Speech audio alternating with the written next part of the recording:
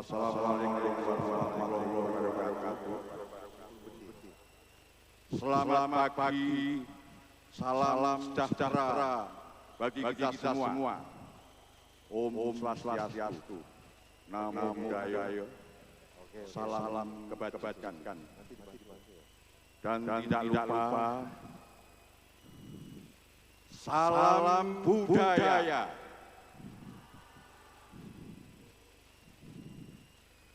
Yang saya hormati para tamu yang hadir dalam rangka memperingati hari dunia tahun 2022. Para penari, para koreografer, para pemerhati tari yang berbahagia, pada kesempatan yang baik ini, perkenankan saya menyampaikan sesuatu, apapun nanti namanya, orasi atau bahasa Jawanya dombes, terkait dengan peringatan Hari Dunia 2022. Mengingat Hari Dunia kali ini bersamaan dengan bulan spiritual,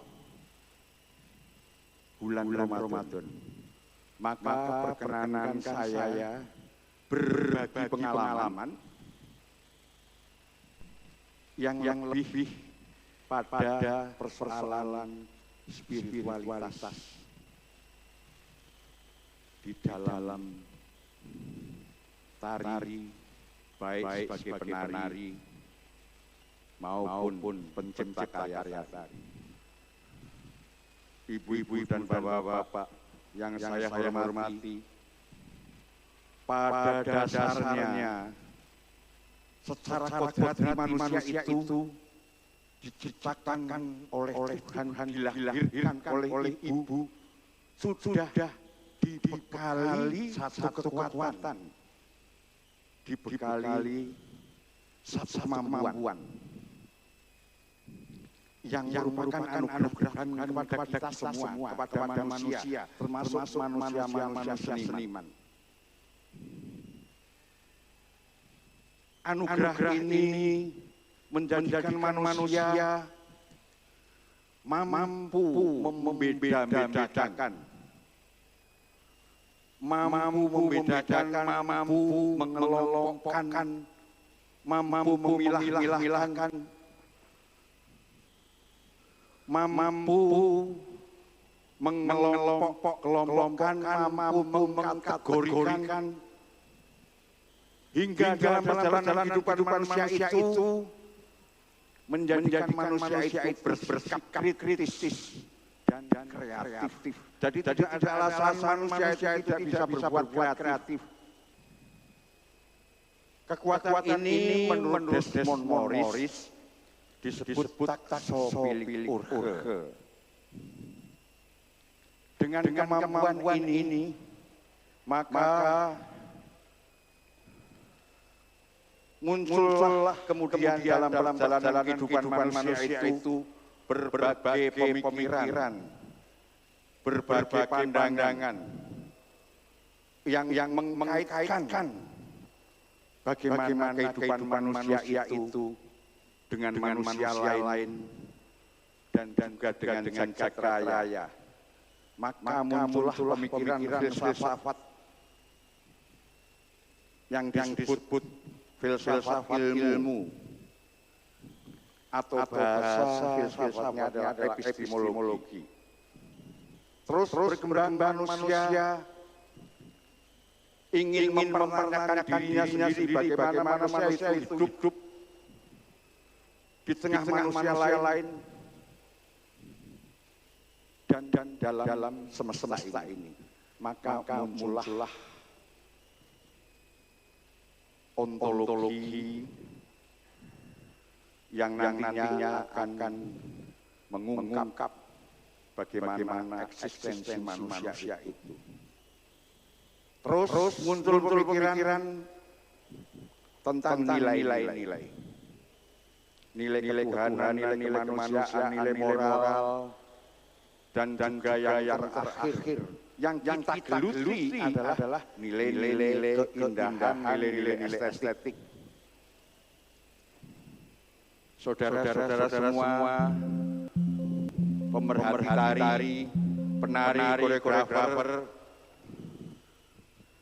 dari pandangan-pandangan itu tadi, dari pemikiran itu tadi, maka muncullah konsep tentang berkesenian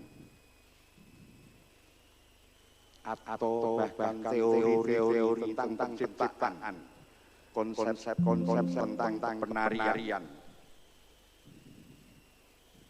Bisa saya katakan di sini bahwa pijakan dasar penciptaan karya seni dan juga penciptaan tari maupun penarian adalah berpijak pada pemikiran yang disebut kiblat papat lima pancer. Ada empat energi yang ditandai dengan pola mandala. Empat energi ditandai dengan empat arah angin.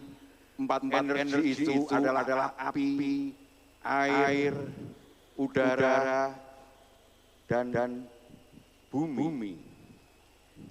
Ini juga terkait dengan hubungan makrokosmos dengan mikrokosmos, hubungan jagat manusia dan jagat raya.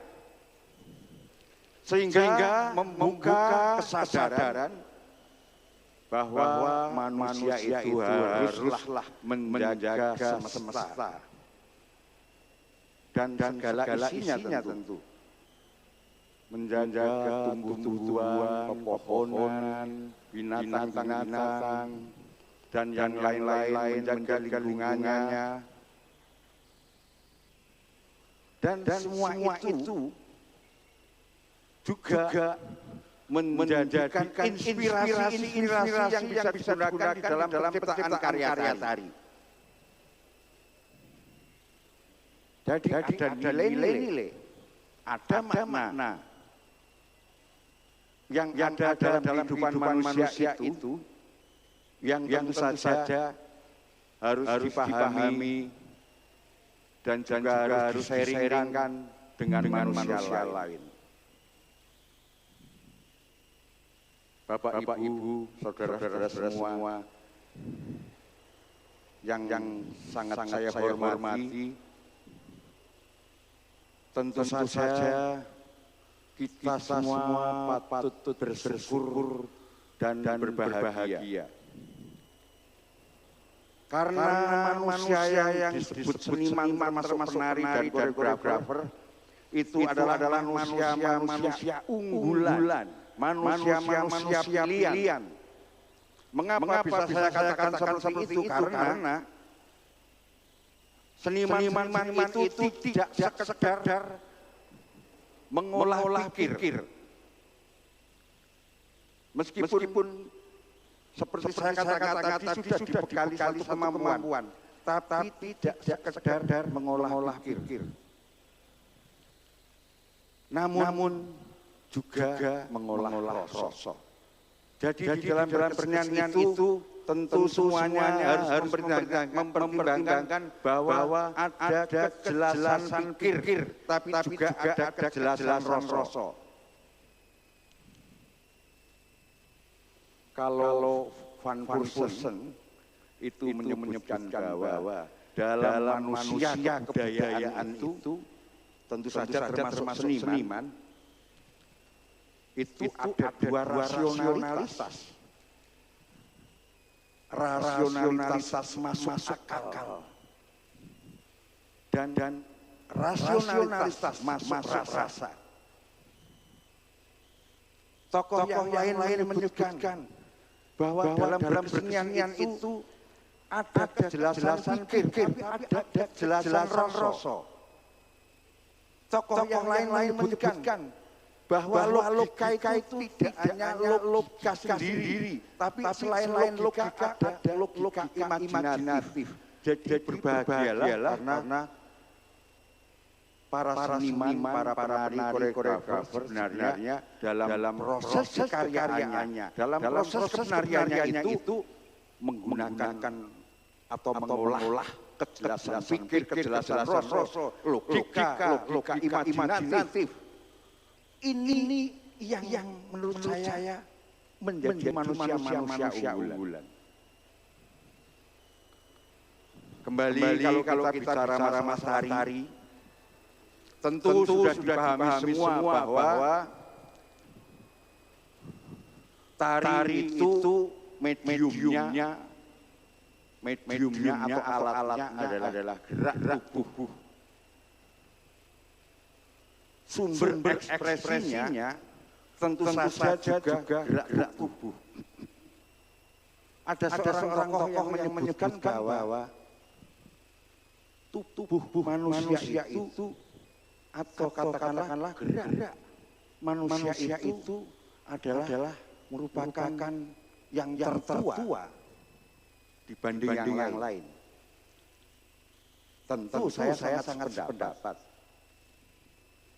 Karena kalau kita cermati sejak bayi dikandung ibu sebelum mewujud menjadi nantinya jabat bayi, waktu masih di dalam perut itu sudah mulai bergerak.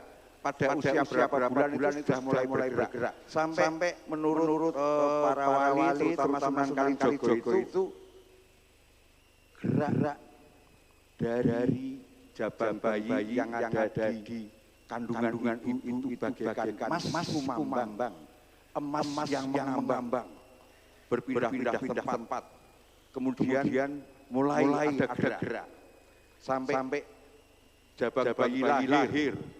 Tentu kita bisa melihat ada gerak di situ dan ada suara di situ. Yang kemudian kalau kita cermati pernapasan yang digunakan itu adalah secara anatomis itu disebut pernapasan diafragma. Kalau kita bisa melihat bayi menangis, tentu perutnya mengembis. Itu sejak lahir sebenarnya pernapasan diafragma itu. Karena pernapasan diafragma itu sebenarnya adalah bersumber pada solar plexus. Satu lingkaran yang ada di bawah pusar. Disitulah pusat energi. Pusat energi murni. Kalau di Jawa disebut tenaga prana, prono. Maka ada istilah pronoyo. Dari olah pernapasan yang ada di sini, dalam penciptaan tari ini menjadi sebuah teori. Energi yang membangkitkan penciptaan karya itu juga muncul dari energi yang ada di bawah pusar, ada lingkaran di bawah pusar. Kalau Ki Hajar Dewantara menyebutnya ini adalah cipto, ya. Ada roh penciptaan. Kalau dalam tari adalah net. Bagaimana energi itu mampu memunculkan seniman itu memunculkan roh penciptaan yang artinya adalah berdasarkan olah pernapasan diafragma itu dan kemudian juga melalui proses pendalaman dan pengembangan interpretasi dan pengembangan imajinasi itu dari net maka muncullah yaitu cakra yang ada di sini. Kalau di Jawa disebut cakra pranojo. net, kerentek. Kerentek itulah yang mendorong kreativitas itu berproses. Kemudian yang terakhir adalah net karep itu ada cara pada bagian kepala. Proses dari net karep inilah yang senantiasa diproses oleh seniman, baik itu koreografer ataupun penari, sehingga mampu memunculkan kepenariannya atau karya-karyanya itu hidup, ada energi, ada nyala. Maka menurut konsep Jawa, karya itu harus urip. Mau urup, ada sesuatu yang hidup, punya energi, punya nyala. Tapi tidak hanya berhenti di situ. Selain urip mau urup, juga harus urip hanguripi. Artinya karya seni atau penarian atau karya tari yang diciptakan itu harus mampu berbagi makna, berbagi nilai ketuhanan, nilai kasih sayang, nilai kemanusiaan, nilai cinta, bahkan termasuk juga hal-hal yang lain harus mampu diseringkan kepada manusia lain. Kalau dipertunjukkan harus mampu diseringkan kepada para hadirin, para penonton. Sehingga dari interaksi antara seniman dengan penonton itu dimungkinkan memunculkan penghayatan yang akan memperkaya pengalaman jiwa manusia. Jadi sebenarnya berkesenian itu termasuk menari dan membuat karya tari itu bukan hal yang sepele, tapi hal yang sangat spiritual. Dan menjadi sangat penting dalam kehidupan manusia dan juga dalam peradaban manusia. Tentu saja dalam proses itu yang pokok adalah bagaimana penari itu dan juga koreografer itu kemudian mampu mengeksplor tubuhnya, mampu membangkitkan energi yang dimiliki, mengeksplor tubuhnya, menyalurkan energi itu ke seluruh tubuh itu. Dan selain itu juga bagaimana kemudian proses yang dilakukan menjadikan tubuh yang cerdas, tubuh yang mampu merespon tubuh yang lain, tubuh yang mampu direspon tubuh yang lain, tubuh yang mampu menyapa ruang, tubuh yang mampu menyapa lingkungan, tubuh yang mampu berdialog dengan semesta, tubuh yang mampu juga mempersoalkan permasalahan kehidupan manusia dan peradaban manusia itu. Inilah yang kemudian bisa saya katakan bahwa kesenian itu khususnya tari, karena kita merayakan hari-hari dunia, penari itu dan karya-karyanya itu tidak hanya untuk kepentingan diri kesenian itu atau tari itu atau juga senimannya, tapi untuk kepentingan kehidupan manusia dan peradaban manusia. Maka dari itu saya berharap bahwa yang muda-muda terutama berproseslah secara intens, secara terus-menerus kemudian mencoba menjadikan tubuh itu tubuh yang cerdas, mampu berbagi nilai, berbagi makna, dan juga mampu mempersoalkan nilai-nilai kehidupan manusia maupun juga hubungannya dengan semesta ini. Menarik sekali sebenarnya. Jauh sebelum ahli barat menyatakan, tentu dari hasil penelitiannya, bahwa misalnya ya contoh bahwa peredaran planet-planet yang teratur itu adalah membentuk geometri.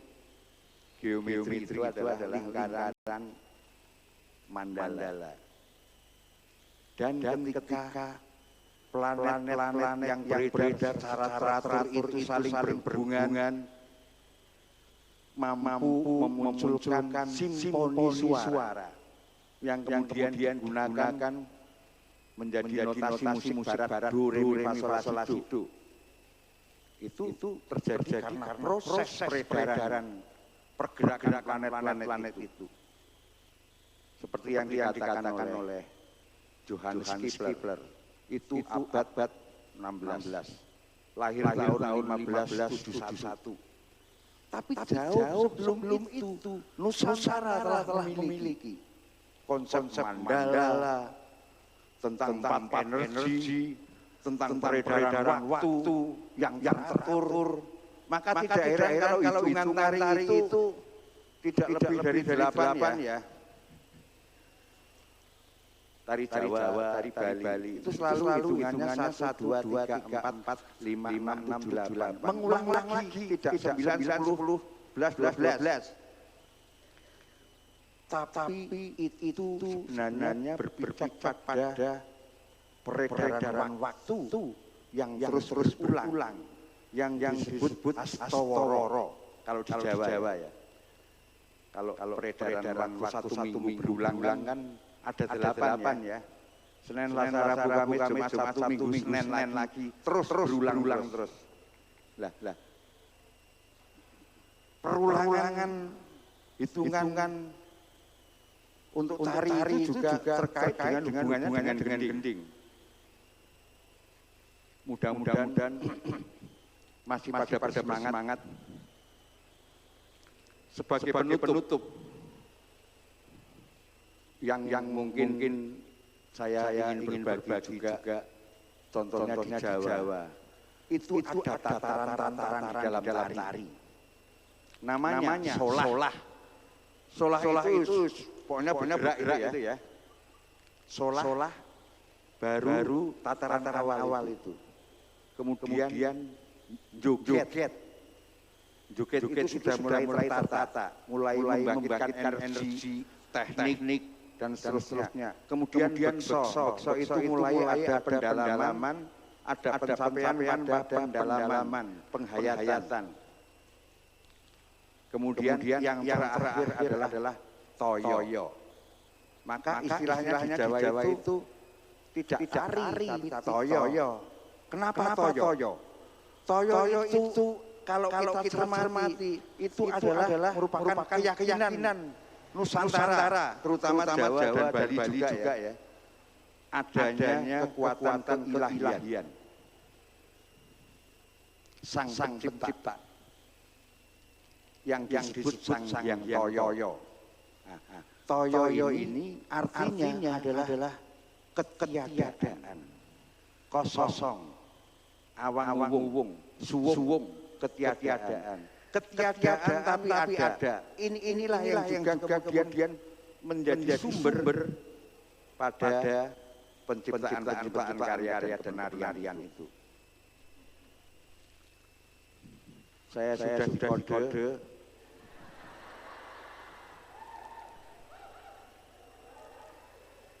Saya ingin melantunkan Bang hubungannya dengan serat sastro gending karya Sultan Agung Hanyokrokusumo, ya, Raja Mataram terkenal, yang nanti bisa Anda cermati sangat spiritual. Dan ini juga ada kaitannya dengan Toyo yang saya katakan tadi. Sedikit saja ya. Pramila gendeng yen bubrah gugur sembayang widi batal wisesaning salat tanpa gawe olah gending ing aran olah gending tuk ireng swara lilubung memuji asmaning zat ose mulya ose wadi ose mulya wataring cipta surasa. Terima kasih, mudah-mudahan ini bermanfaat. Kurang lebihnya mohon maaf. Terakhir, billahi taufiq wal hidayah. Wassalamualaikum warahmatullahi wabarakatuh. Salam budaya.